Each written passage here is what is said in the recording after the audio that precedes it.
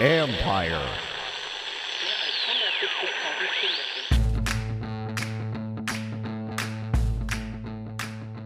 Hello and welcome to my podcast. Do me a favor, subscribe to the John Com Report wherever you get your podcasts. If you're watching on YouTube, hit that like button, hit that subscribe button. You can find us there as part of Ampire Media, A-M-P-I-R-E. Always much appreciated when you tune in. Don't forget you can read my work on ESPN.com. Today, I'm joined by ESPN NFL draft analyst Matt Miller. Always enjoy having Matt on. Good insight, studies the heck out of this stuff.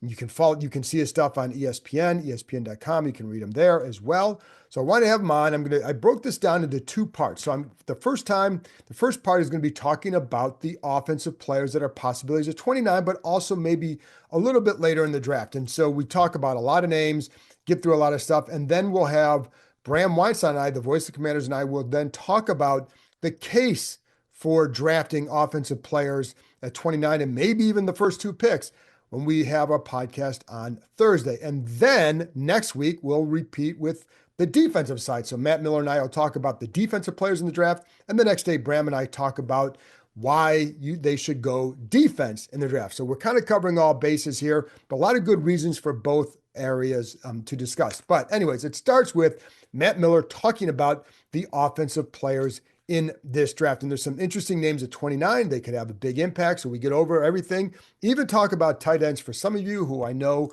are interested in that position for sure. So stay tuned for that. Before I get there, a couple of housekeeping items. One, on Thursday, I'll be doing another private Zoom for you Gold members. So please show up, bring your questions. I'm going to be joined by Craig Hoffman from the Team 980, of course, has the Take Command podcast with Logan Paulson. Always enjoyed talking to Craig, and I know some of you would love to talk to him as well. So bring your questions, comments, whatever you want to do, but we'll have a good conversation Thursday. And the good thing is Alex Ovechkin already broke the scoring record in hockey. So they play Thursday night. I'm not going to have to worry about that. Almost thought I might have to postpone that time on Thursday so we could watch Ovechkin chase, but he took care of that on Sunday. So it remains on Thursday at 7:30 Eastern time. So anyway, join us there. And then also, if you probably heard today, I'm recording this on Monday afternoon or late Monday afternoon, that Washington has hired Wes Welker to be a personnel analyst. And he's going to be a personnel analyst for both the personnel side, but also the coaching side. He, of course, played many years in the NFL with the Patriots. He also has been a coach in the NFL with the 49ers and the Miami Dolphins. And the 49ers is important because there's a connection there, right? Of course, with Adam Peters, but also with Deebo Samuel. And if you remember, I had Nick Wagner, our ESPN 49ers reporter, on the podcast back around when they traded for Deebo Samuel, talking about just what they're getting him, but he also discussed the connection with Wes Welker and just like how important Welker was to Deebo Samuel. And he was there from 2019 to 2021. And basically what I recall from that, I'm just kind of checking some notes here, is that Samuel, first of all, really likes and respects him. And of course, like Welker was a terrific NFL player, but he was also, what Nick had said too at the time, was very big on accountability for Samuel when it came to getting in and staying in shape. So just for anybody who ever has questions about that, Welker's a guy that can help with there. Now, he was on the coaching staff then. He's in a personnel analyst role this time, so it's not quite the same thing.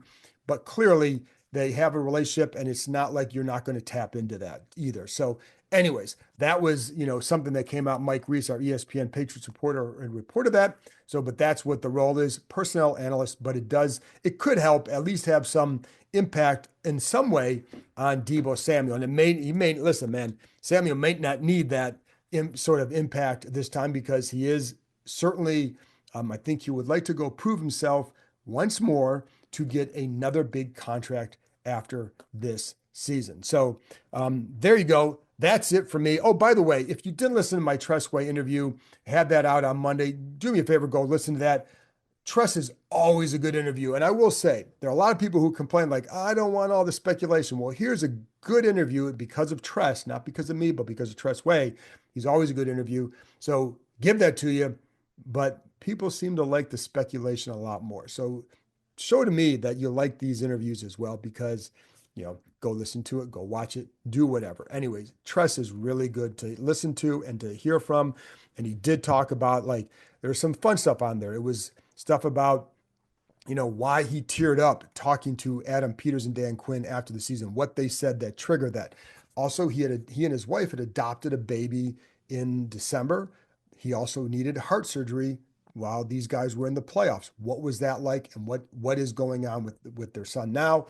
And then just some fun stuff about Tressway and this competition and just how different it is out there, et cetera, and et cetera, et cetera. So, anyways, do me a favor, go back and listen to that. So that's it from me, folks. Without further ado, here's my conversation with ESPN NFL draft analyst Matt Miller. All right, Matt, well, let's start with the offense for Washington at 29. There's a case that can be made. They can go wherever they want to go. But on offense, what are some options for them at 29 that would make sense to you? Yeah, I mean, you're right. You could kind of go any direction. I think even after adding Deebo Samuel, I think you still go wide receiver. There's a debate among NFL teams right now. How many receivers are actually going to go first round? So let's put this scenario out there. Travis Hunter could make, and maybe one other receiver, the only ones off the board at 29. So if you have a choice between Matthew Golden from Texas, Emeka Ibuka from Ohio State, maybe even Tedero McMillan from Arizona. Like two of those three players could still be on the board at 29. So even if maybe like on paper, this doesn't seem like the biggest need necessarily, being able to continue to bolster that wide receiver room and add, a starting level player, I would be interested in that, to have someone who could maybe be the slot receiver. We're going to see Debo get moved all over the place. Right. So I wouldn't rule out wide receiver somewhat early for this team.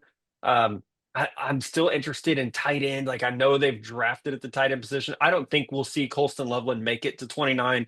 He would be my exception to the rule on offense, but they've checked off so many needs already. So at 29, if we were like, okay, they're going to pick on offense, all right, it's wide receiver. I didn't even know that I would go like offensive lineman of the future, because like Brandon Coleman played pretty well last year. Right. So like you've got a good third tackle in there. It's a really impressive how quickly this roster has turned around to the point that we're saying, oh, in the first round, gosh, you could kind of take everything because nothing's really a need.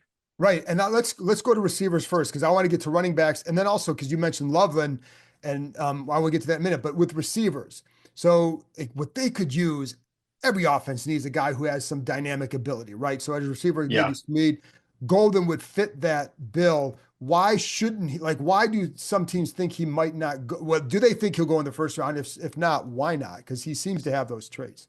Yeah, I think he's the one that is probably most confidently going to go in the first round. But one thing I hear, John, is like, if he's so good, why wasn't he the number one guy at Texas? Right. And he wasn't until the end of the year when Isaiah Bond went down.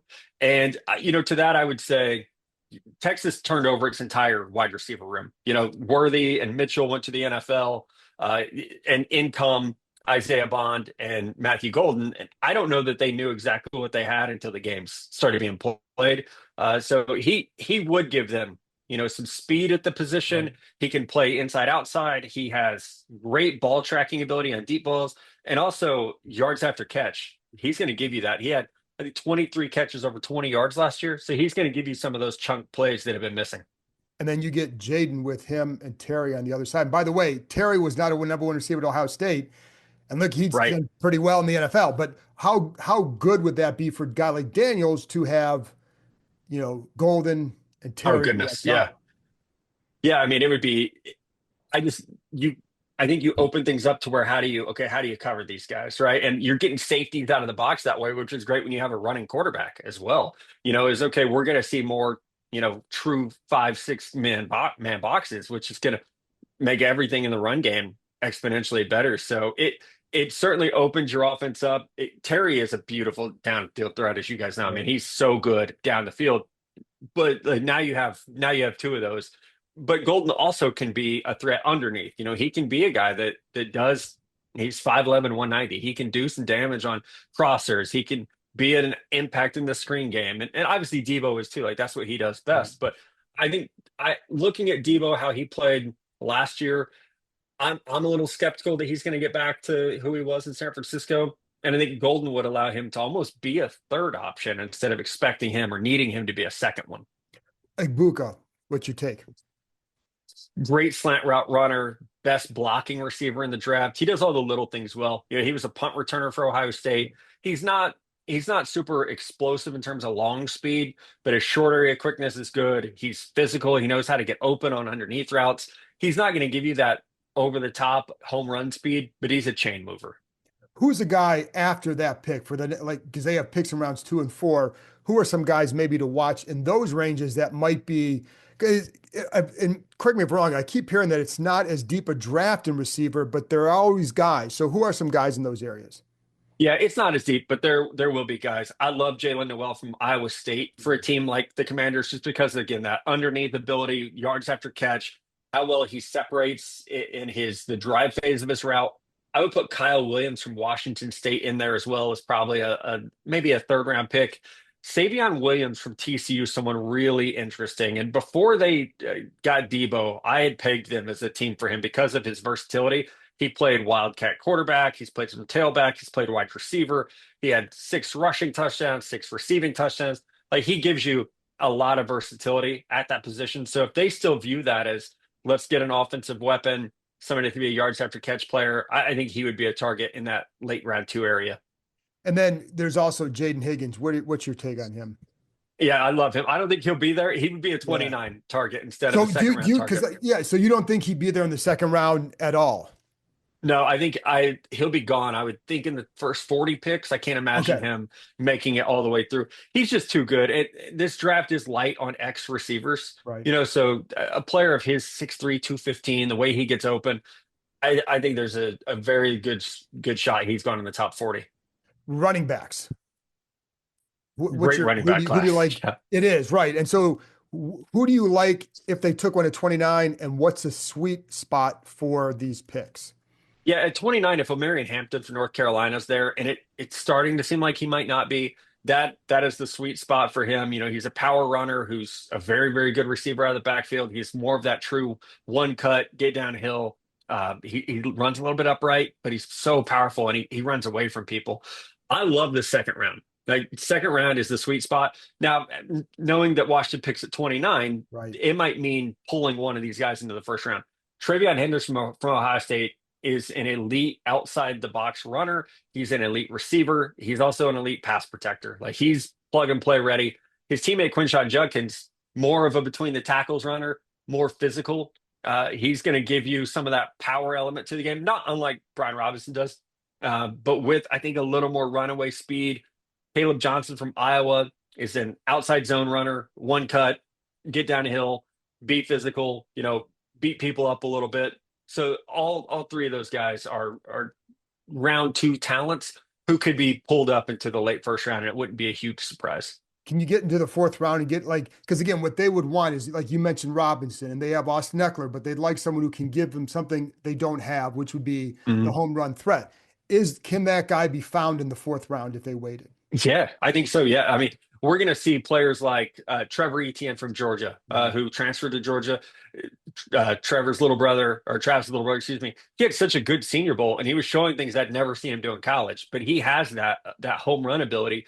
Jaden Blue from Texas is another player who watch his ability as a receiver out of the backfield and some of the things he does. He has the electric speed. Bashal Tootin from Virginia Tech, right there in the backyard, another guy with huge speed. And I think I have each of those guys as a potential round four player right now. Are you concerned with Tootin at the fumbles? Yep. And same with Jaden Blue. The fumble, or the reasons that we're talking about them as round four guys instead of Right. earlier because of the home run speed, the receiving ability, but the fumbles are the key. There was a couple minutes on the other spots. You brought up tight end, and so they have Zach Ertz. They just drafted Ben Sinnott last year. They re-signed John Bates.